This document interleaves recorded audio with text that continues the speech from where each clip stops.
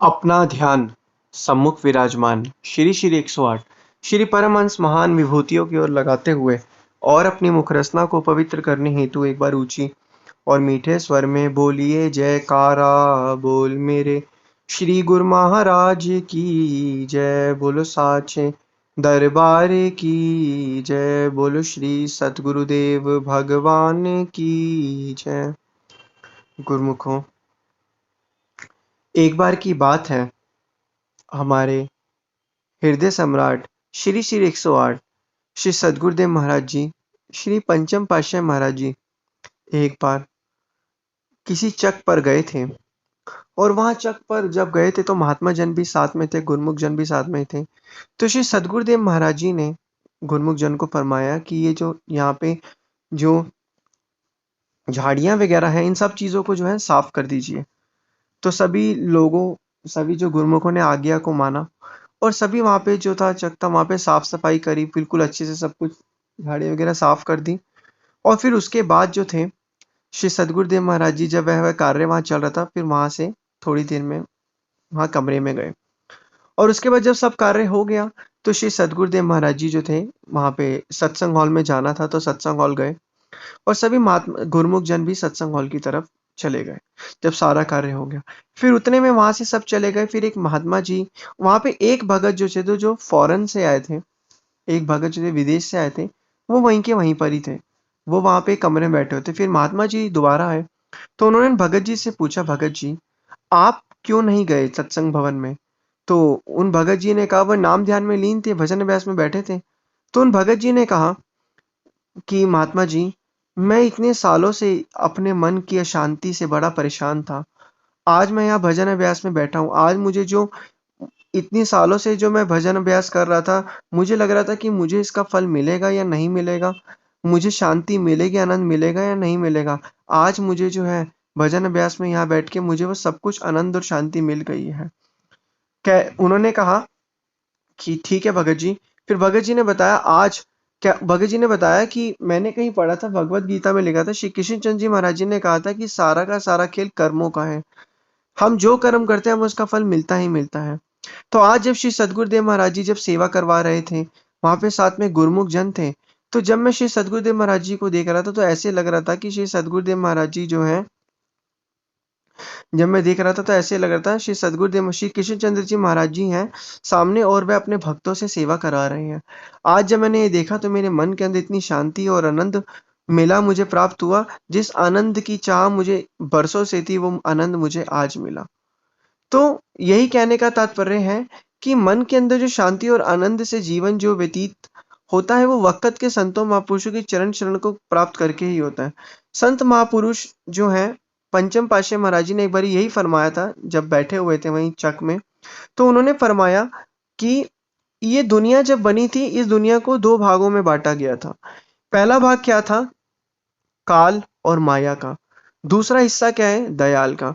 उन्होंने कहा मनुष्य जब दुनिया में पैदा होता है तो एक जो काल और माया होती है उसे अपनी तरफ खींचते हैं ताकि मनुष्य 84 के चक्रों में फंसे।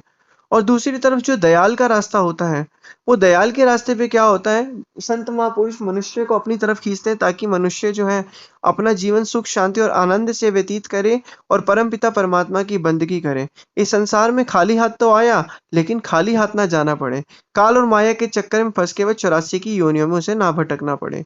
लेकिन संतों महापुरुषों का यही कहना है कि वह अपनी तरफ आकर्षित करते हैं ताकि मनुष्य जो है गफलत में ना रहकर असली जो काम है, असली कार्य है इस दुनिया में आने का, परम पिता परमात्मा की बंदगी करना, सेवा करना, उनके नाम सुमिरन आराधन करना, उसको अच्छे से करे, ध्यान करे, सुमिरन करे, जिससे क्या कहते हैं उसका ये लोक और परलोक दोनों सुखी और सुहेला हो। लेकिन संत महापुरुष यही फरमाते हैं कि दयाल के रास्ते पर चलता है तो काल और माया उसका कुछ भी नहीं बिगाड़ सकती। तो संतों महापुरुषों का यही कहना है।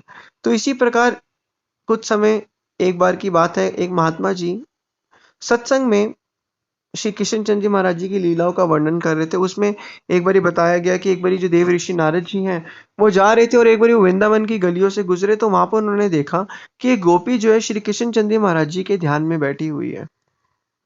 फिर नारद जी को बड़ा आश्चर्य हुआ कि गोपियां तो वैसे श्री कृष्ण चंद्र जी महाराज जी के पीछे पीछे रहती हैं, हमेशा उनके उनकी लीलाओं में मग्न रहते हैं और आज ये गोपी तो ये ध्यान में बैठी है। तो नारद जी के दिमाग में जब ये ख्याल है तो वह गए, गोपी के पास गए और गोपी के पास जाके उसने कहा कि मुझे ये बताओ, तुम सब गोपियां तो भगवान श्री कृष्ण चंद्र जी महाराज जी की लीलाओं में इतना लीन रहती हो, प्यार में इतना लीन रहती हो और आज तुम भजन अभ्यास में बैठी हो, तुम भजन अभ्यास कर रही हो। तो उन्होंने कहा यही तो है कि मैं अपने मन के अंदर से जो है भगवान जो ये, क्योंकि मेरा मन जो मंदिर बन चुका है, मेरे मन के अंदर श्री कृष्ण चंद्र जी महाराज जी की जो लीलाएं हैं, सब चीजें हैं, वो सब मेरे मन के अंदर बैठ गई। मैं चाहती हूँ मैं इन चीजों को हटाऊं ताकि मेरा जो मन है वो भक्ति में लगे, ताकि हटाऊं और मैं अपना वो तो श्री नारद मुनि जी ने कहा कि जिस ध्यान को प्राप्त करने के लिए ऋषि मुनि योगी इतना यत्न करते हैं और इतना एकाग्र ध्यान चाहते हैं, और जो तुम्हारे पास एकाग्र ध्यान है तुम उसको हटाना चाहती हो, ऐसा क्यों? तो उन्होंने ये चीज कही, तो उन्होंने कहा मेरे तो मन के अंदर, मेरे तो हर रोम रोम में ही भगवान श्री कृष्ण चंद्र जी महाराज है।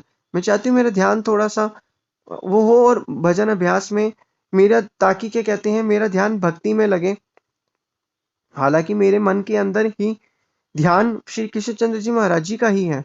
तो इसी प्रकार श्री सदगुरुदेव महाराज जी ने उस टाइम प्रवचन पर जिस तरीके से उस गोपी ने कहा कि मेरे मन के अंदर जो है हर वक्त प्रभु का ध्यान है, सुमिरन है, तो श्री सदगुरुदेव महाराज जी ने कहा ठीक इसी प्रकार गुरुमुख के मन में भी हमेशा अपने इष्ट देव, अपने श्री सदगुरुदेव महाराज जी के प्रति ध्यान, सुमिरन, आराधन, एकाग्रता, चित्त जो है हमेशा लगा रहना चाहिए। क्योंकि जब मनुष्य का चित्त जो है परमपिता परमात्मा से लगा रहता है, उनकी भक्ति में लगा रहता है, उनके नाम सुमिरन आराधन में लगा रहता है, तो मनुष्य जो है हमेशा भक्ति करता रहता है और मन हमेशा शांत रहता है। और मनुष्य का ये जो कठिन जीवन है, ये जो मनुष्य का जीवन है जिसमें मनुष्य हमेशा परेशान होता है, मनुष्य जीवन को आनंदमय तरीके से जी सकता है, इस मन के अंदर शांति को प्राप्त कर सकता है। यही उनका कहने का तात्पर्य है कि मन जो है भक्ति में, जितना मन भक्ति में लगेगा, दयाल की तरफ लगेगा, श्री सदगुरुदेव महाराज जी के चरणों में लगेगा, उतना मन जो है अपनी पुरानी चीजों से जो है दूर दूर भागता रहेगा। और हमें चाहिए ही है परमपिता परमात्मा की बंदगी, नाम सुमिरन आराधन, उनके आज्ञा और मौज में चलना, मन को शांति। ये 2-3 चीजें जो है हमारे मन के अंदर इतनी शांति देती हैं, जिसका हमें जो सच्चा सुख प्रदान करती हैं, जिसका तो हम अंदाजा भी नहीं लगा सकते। जिस तरीके से वह भगत जो था भजन अभ्यास में बैठा रहा, इसी तरीके से जब हम निरंतर भजन अभ्यास करेंगे, हमारे मन के अंदर एक शांति आ जाएगी, एक क्लैरिटी आ जाएगी और हमें सही और गलत की परख का पता चल जाएगा कि हमारे लिए सही क्या है और गलत क्या है। संत महापुरुषों का यही कहना है कि किस लिए दुनिया में आया, समझा नहीं इस राज को, लग गया रोजी की फिक्र में, भूल गया असली बात को। फिक्र रोजी की छोड़ और जिक्र कर भगवान का, फिक्र तेरी आप करेगा जिसने जामा दिया इंसान का। संतों महापुरुषों ने ये फरमाया कि जितना हो सके नाम सुमिरन आराधन करो, भजन अभ्यास करो। जितना जितना हम भजन अभ्यास करेंगे, उतना उतना हमारा ये लोग भी सुखी होगा, परलोक भी सुहेला बनेगा। और मन के अंदर एक नई और एक शांति होगी, जिस शांति का इंतजार हमें इतने वर्षों से था, सालों से था। तो निरंतर भजन अभ्यास करेंगे तो हमें शांति प्राप्त होगी और हमारा जीवन आनंद से व्यतीत होगा। बोलो जयकारा बोल मेरे श्री गुरु महाराज की जय। बोलो साचे दरबार की जय। बोलो श्री सद्गुरुदेव भगवान की जय।